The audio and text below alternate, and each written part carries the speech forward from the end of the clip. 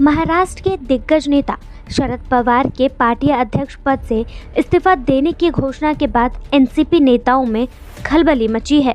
Party के नेता इस बात का जवाब ढूंढने में लगे हैं कि अब आगे क्या होगा। अगर शरद पवार इस्तीफे पर अड़े रहे तो पार्टी की कमान कौन संभालेगा। एक तरफ नेता के मंथन का दौर है तो दूसरी ओर कार्यकर्ता अब भी उन पर उम्मीद टिकाए बैठे हैं। इस बीच पवार ने स्पष्ट किया है कि आखिर उन्होंने पार्टी नेताओं के बिना विचार विमर्श किए इस्तीफा दिया क्यों। दरअसल बुधवार को शरद पवार ने कार्यकर्ताओं की बैठक बुलाई।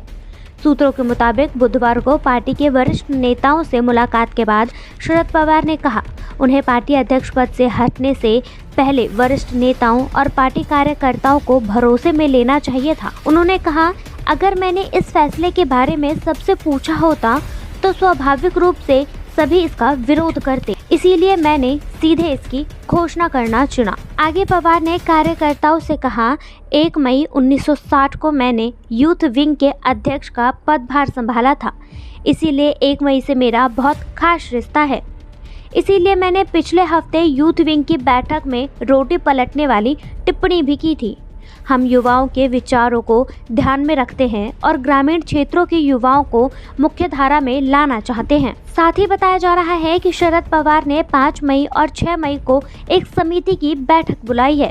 साथ ही बताया गया है कि इस बैठक में समिति द्वारा लिया गया निर्णय स्वीकार्य होगा। इस समिति में प्रफुल्ल पटेल, सुनील तटकरे, पीसी चाको, नरहरी जिरवाल, अजीत पवार, सुप्रिया सुले, जयंत पाटिल, छगन भुजबल, दिलीप वासले पाटिल, अनिल देशमुख, राजेश टोपे, जितेंद्र आव्हाड, हसन मुश्रीफ, धनंजय मुंडे, जयदेव गायकवाड़ और पार्टी के फ्रंटल सेल के प्रमुख शामिल होंगे। बाबा साहेब के नक्श कदम पर शरद पवार।